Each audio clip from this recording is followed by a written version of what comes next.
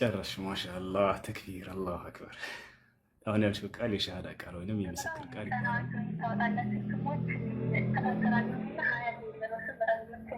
ዋው ሀያት በቃ ሀያት ሆነሻል። አላሁ አክበር፣ አላሁ አክበር፣ አላሁ አክበር፣ አላሁ አክበር። እዛ ጋር ስልጣን እንዳለው መንፈስ ቅዱስ በሐዋርያት ላይ ሲያድር የእሱም ስልጣን እንዳለበት ይነግራል። አሁን የአብን ስልጣን ሲያወራ የእሱ ስልጣን እንደሌለ። ሰላም፣ እንዴት ነሽ? ሰላም ነው አላህ ማን ነው? አንደኛ መስከረም። እሺ ሁሱ ነኝ።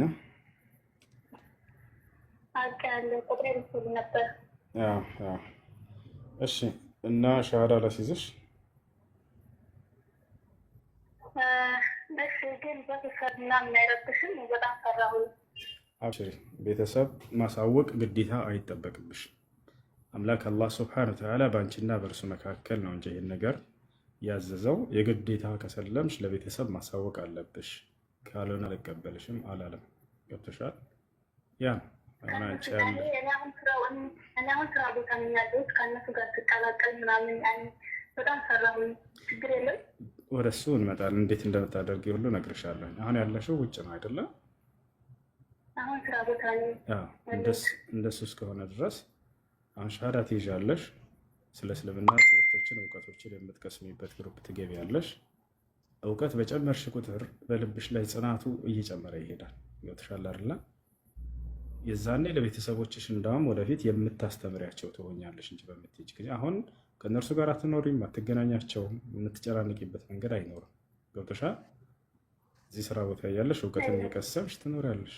ልክ ምናልባት ወደዛ ስቴጅ ደግሞ ቀስ በቀስ እነርሱንም ወደዚህ መንገድ ትጠሪያቸዋለሽ። ነቢያቶችን አምላክ ጠራቸው። መጀመሪያ ትእዛዙም ሰጣቸው። ከዚያ ቀስ በቀስ ቤተሰቦቻቸውን ጠርተዋቸዋል።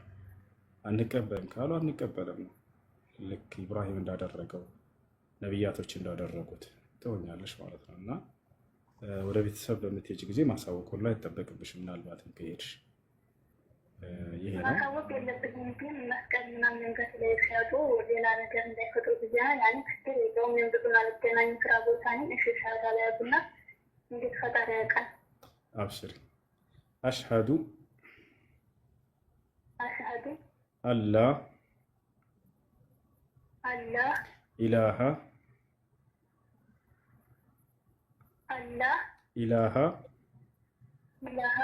ኢለላህ ወአሽሀዱ አነ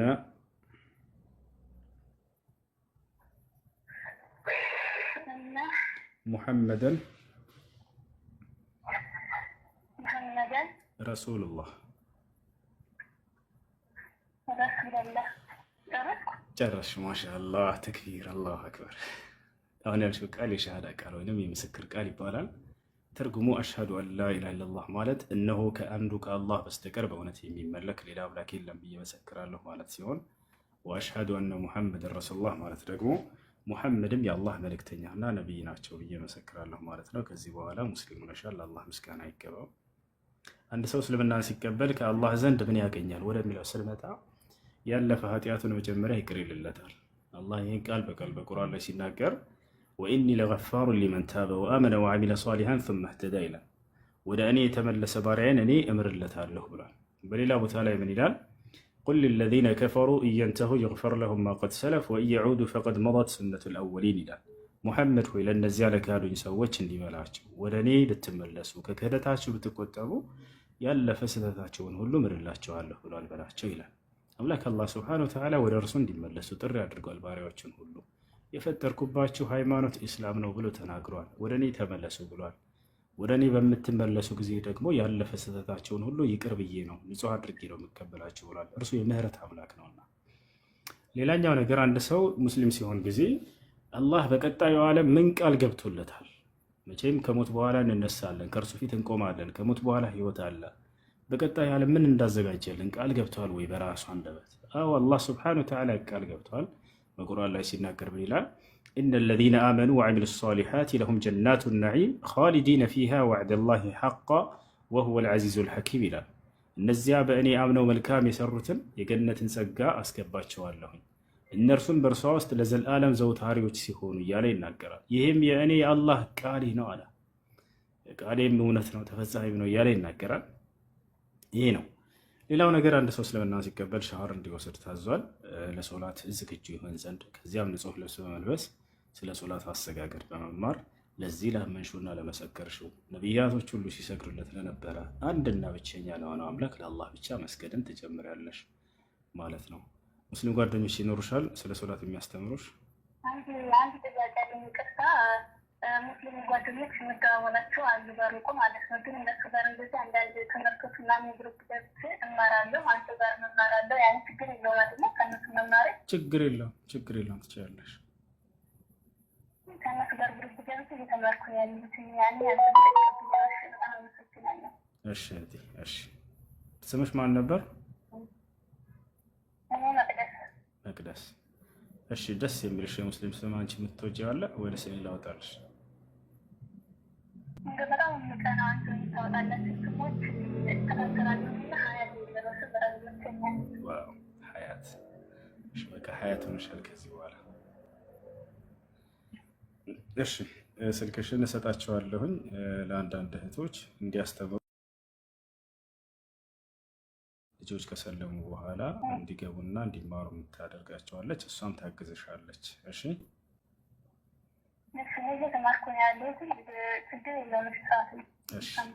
እሺ እህቴ ጠንክሪ፣ በርቺ። መልካም ጊዜ ነው። እሺ እህቴ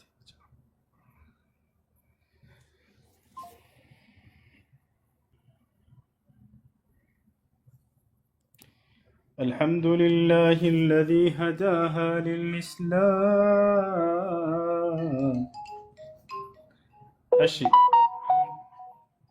እሺ ማክ ጥያቄ አለ? አሰላሙ አለይኩም ወራህመቱላሂ ወበረካቱሁ። እሱ ወአለይኩም ሰላም ወራህመቱላሂ ወበረካቱ። አላሁ አክበር አላሁ አክበር አላሁ አክበር አላሁ አክበር።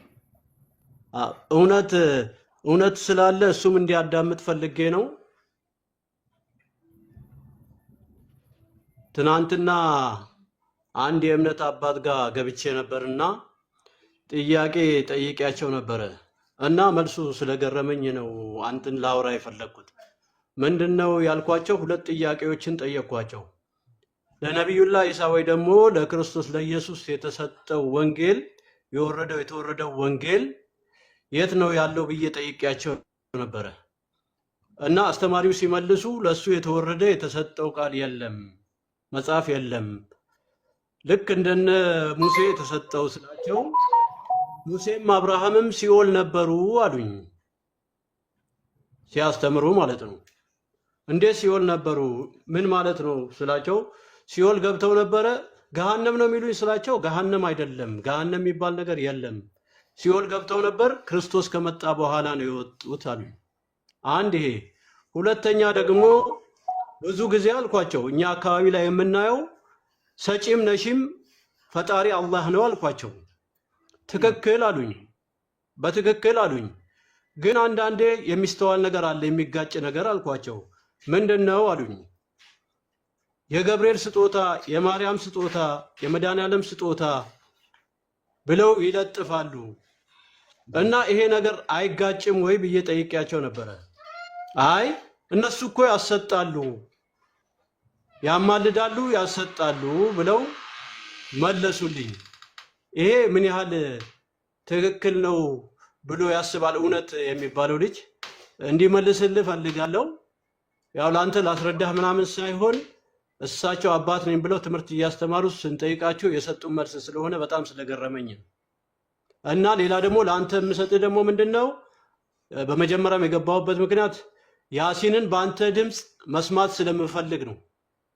ጊዜ ካለ ፍቃደኛ ከሆንክልኝ ኢንሻአላህ እሱም በአንተ ድምፅ መስማት ፈልጋለሁ ሲቀራ እሱን ሰምቼ መተኛ ስለምፈልግ። እሺ እውነት መልሳለህ፣ ለጥያቄዎች ትመልስለታለህ። ነቢያቶች ክርስቶስ ከመምጣቱ በፊት ነፍሳቸው ወዴት ነበር የምትሄደው? ወደ ሲኦል ነው። ትክክል ናቸው። ሲኦል ምንድን ነው? ያ የመሰቃያ ቦታ ነው። ምን ይሰራሉ እዛ ነፍሳት፣ የነብያት ነፍሳት? ለምሳሌ አሁን ኢሳይያስ ምን ብሏል መሰለ? ጽድቃችን የመርገም ጨርቅ ሆኖብን ብሏል። ምክንያቱም ጻድቅ ሆኖ ሳለ በመጋዝ ተሰንጥቆ ስለ አምላኩ የሞተ ሆኖ ሳለ ነገር ግን ሲኦል ገብቷል። ለዛ ነው ጽድቃችን የመርገም ጨርቅ ሆነብን ያለው። ግን ከሲኦል ከእሳት ይጠብቃቸው ነበር ይባላል። ምክንያቱም የእግዚአብሔር ነፍስ የቅዱሳን ነፍስ በእግዚአብሔር እጅ ናት ስለሚባል ማለት ነው። ለምሳሌ አሁን አብርሃም ነዌና አላዛር ሞተው የነዌ በሲኦል ሲሰቃይ አላዛር በአብርሃም እቅፍ ሆነ ይላል። አሁን ነዌ ከእጁ ከጠብታ ውሃ እንዲሰጠኝ ይፈልጋለሁ ብሎ አብርሃምን ጠየቀው ይላል። ክርስቶስ መጥቶ በሁለት ካክችን መካከል እሳት እንትን ጋፕ አለ፣ አንተ እኔ ጋር እኔ አንተ ጋር አትደርስም ይለዋል። ይችን ፖይንት ልጨርስልህ። አሁን ይህ ምን መሰለክ፣ እዛው ሲኦል ውስጥ ሆነው ማለት ነው። ሲኦል ውስጥ ሆነው አብርሃም እና አላዛር ከእሳት ተጠብቀው ሲኖሩ ነዌ ግን በእሳት ይቃጠል ነበር። የት ጋር ነው እንደሱ የሚለው? ዮሐንስ ወንጌል ላይ ነው። ብዙ ጊዜ ምዕራፍና ቁጥር ሰነፍ ነኝ ብራዘር እና እንትን ይሄ ግን ያው የአላዛርና የነዌ ታሪክ ማንም ያውቀዋል። ይሄን ታሪክ ማንም ያውቀዋል ሳይሆን እዚህ ጋር በጥቅስ ነው የምታወሩት። ክርስቶስ መጥቶ ባይሰቀል ኖሮ ነብያት ወደ ገሃነም ነበር የሚሄዱት። አዎ እና ገሃነም ነበሩ አልኩ እኮ። ገሃነም ሲኦል ሆነው ግን ከመከራ ከእሳት ይጠብቃቸው ነበር። ልክ አሁን አብርሃምን እንደጠበቀው። ስለዚህ አብርሃም እኮ ሲኦል ገብቷል። ስለዚህ እሳት አይገቡም ማለት ነው። ክርስቶስ መጥቶ ባይሞት ክርስቶስ ከሞተ በኋላ ነፍሳትን ሁሉ ማርኮ ወደ ገነት አስገባቸው። ገሃነም የሚባለው መቼ ይከፈታል? ሲኦል የነበሩት ወደ ገሃነም ይገባሉ። ገነት የነበሩት መንግስተ ሰማያት የሚባል ሰማያት ኢየሩሳሌም የምትባለው አምስተኛ ሰማይ ላይ ይገባሉ። ክርስቶስ መጥቶ ባይሞት ለሰው ልጆች ከናካቴው ባይሞት ነብያት ወደ ገሃነም ነበር የሚሄዱት። ያለ ክርስቶስ ወደ ገነት አይገቡም አይደለ? ነቢያቱ ራሱ እኮ የመጡት እኮ ክርስቶስ መኖሩን እንደሚመጣ ለማመልከት እኮ። ለምን መጡ አይደለም ነብያቶቹ ጥያቄ። እርሱ ባይመጣ ኖሮ ወደ ገሃነም ነዋሪዎች ናቸው ነብያት ራሱ ማለት ነው። የገሃነም ናቸው አይደለ? አዎ ነብይም አይኖርም እንጂ ሲጀመር ኢየሱስ ካልመጣ ነብይነት ምን ይሰራል? አይሰራም እኮ። ስለሱ እኮ ነው ትንቢት የተናገሩት። ስለዚህ ክርስትና የነብያት ጠላት ነው። የምሬ ነው ወላሂ። ነብያትን የገሃነም ናቸው ያለ ክርስቶስ ደም ብለው የሚያስተምር ተወርተ አይ ነቢያቱ ራሳቸው ክርስቶስ ይመጣል ብለው እኮ ሊሰብኩ ነው የተነሱት። እሱ ካልመጣ ስለምን ይሰብካሉ? ለምን መጡ አይደለም ስለ ነብያት ጥያቄ። እነ አብርሃም እነ ይስሐቅ እነ ያዕቆብ እነዚህ ታላላቅ ነብያት ያለ ክርስቶስ ደም በቃ መዳን አይችሉም ማለት ነው። ክርስቶስ ባይመጣ ኖሮ ወዴት ነው መኖራቸው? እንዳለ ሲሆን ገሃነም ይቃጠሏት ነበር። በነገራችን ላይ ነብይ አብርሃም አሁን ነብይ አይባልም። በእኛ ነቢያት የሚባሉት 15 ናቸው። እነሱ የክርስቶስ መምጣትን ተንብየዋል። ለምሳሌ ኢሳይያስ ኖት ወንድ ልጅ እንደሚወለድ አማኑኤል እንደምትለው ገልጿል። ያ ድንቅ መካር ኃያል አምላክ የዘላለም አባት የሰላም አለቃ ተብሎ ይጠራል ብሎ ትንቢት ተናግሯል። አማኑኤል ብላ ጠርተዋለች። ኢየሱስ ትይዋለሽ ነው ያለ ገብርኤል ለማርያም ኢየሱስ ትይዋለሽ ነው ያለ። ስለዚህ አማኑኤል ትይዋለሽ አላላት። አዎ እሱ አላላት። እሱ ነው የሚመለከተው። እሺ ገብርኤል ሲመጣ ጊዜ ፍጹም ሰው ፍጹም አምላክ ይሆናል። አሁን ቅድም የጠየቀው ጥያቄ አንደኛው ቅዱሳንም ያድናሉ ምናምን ብሏል መሰለኝ። እነሱ ይሰጣሉ ወይ ነው ጥያቄው። እነሱ የገብርኤል የሚካኤል ስጦታ እያላችሁ ትናገራላችሁ አይደለ? ገብርኤልና ዝክር ለማለት ፈልጎ መሰለኝ። ይሰጣሉ ወይ መልስለት። ምንድነው መሰለክ ያው በኦርቶዶክስ አስተምሮ ቃል ኪዳን ገብቶላቸዋል ለቅዱሳን። በዛ መሰረት ያድናል ቃል ኪዳኑ። በወንጌል ደግሞ ምንድነው ያለው ካልክ በጻድቁ ስም ቀዝቃዛ ውሃ የሰጠ የጻድቁን ዋጋ ይወስዳል ይላል። የጻድቁ ዋጋ ደግሞ መንግስተ ሰማያት ነው። ስለዚህ በጻድቁ ስም ቀዝቃዛ ውሃ ስትሰጥ ያ ማለት ዝክር እንለዋለን። ምጽወታውን ዝክር ይባላል። እሱን ስታረግ የእግዚአብሔር መንግስት ተወርሳለህ። ጥያቄው ምንድነው? እሱ የገብርኤል ስጦታ የሚካኤል ስጦታ እያላችሁ በተሰጣቸው ጸጋዎች ላይ ትለጥፋላችሁ፣ ትናገራላችሁ። እነዚህ መላእክቶች የመስጠት አቅም አላቸው ወይ? ይሰጣሉ ወይ? ጸጋ ነው ወይንስ አንዱ አምላክ ነው የሚሰጠው ነው ጥያቄ። አይ በተሰጣቸው ስልጣን አለ አይደለ? ከእግዚአብሔር በተሰጣቸው ስልጣን በቃል ኪዳናቸው ይሰጣሉ ማለት ነው። ኦኬ፣ እነሱ ጸጋን መስጠት ይችላሉ ማለት ነው። ሰው መስጠት፣ ልጅ መስጠት ምናምን ይችላሉ። ጸጋ፣ ኃይል፣ ስልጣን ስለተሰጣቸው በቃል ኪዳናቸው የለመንከውን ያደርጉልሃል። የቱ ጋር ነው እነሱ እንደሚያደርጉ የተገለጸው መላእክቶች? እሺ የቱ ጋር ነው? አሁን መጽሐፍ ቅዱስ ላይ ባጭሩ ቅድም የጠቀስኩልህ ነው ያለው። ምንድነው? በጻድቁ ስም ቀዝቃዛ ውሃ የሰጠ የጻድቁን ዋጋ ይወስዳል የሚለው አለ። ያ ዋጋ የመንግስተ ሰማያት ነው። ዝርዝር ሐሳቦች ደግሞ አሉ። ዝርዝር ሐሳቦች ምን መሰለህ? አንዳንድ ጻድቅ ቅዱሳት መጽሐፍት ላይ እስከ 12 ትውልድ ድረስ እምርልሃለሁ የተባሉ አሉ። እነሱ ይሰጣሉ ወይ ነው ጥያቄው። መክሊት ሰላም ነው? እንዴት ነሽ? ሰላም ነው። እሱ እንዴት ነህ? አለን። ደህና ነሽ? አለሁኝ። አንድ ሁለት ጥያቄ ጠይቄ ልውጣ። እሺ። ሂጃብ የምትለብስ ሴት ሁማን ሄር ማድረግ ትችላለች? ሁማን ሄር ምንድን ነው? ሁማን ሄር ማለት ያው እኔ ያደረኩት አይነት ፕሮፋይል ያለው ጸጉሩ ማን ሄድ ያልሽ መስሎኝ ነው። ሁማን ሄር አይቻልም። ለሙስሊም ሴት በፍጹም አይፈቀድም ሁማን ሄር። እሺ የጸጉር ቀለምስ? ማጥቆሪያ የጥቁር ቀለም አይቻልም በሚለው ነው። አይቻልም ምክሩ ነው።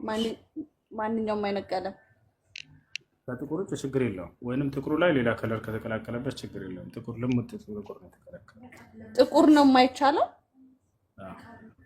እንጂ ሌላ ከለር ይቻላል። ምን አልሽኝ? ንቃብ ለምትለብስ ሴት ትለኛለች ጓደኛዬ። አይሆንም አይቻልም። ሌላ ከለር ይቻላል፣ ጥቁር አይቻልም ነው እያልከኝ ያለው? እሺ አመሰግናለሁ።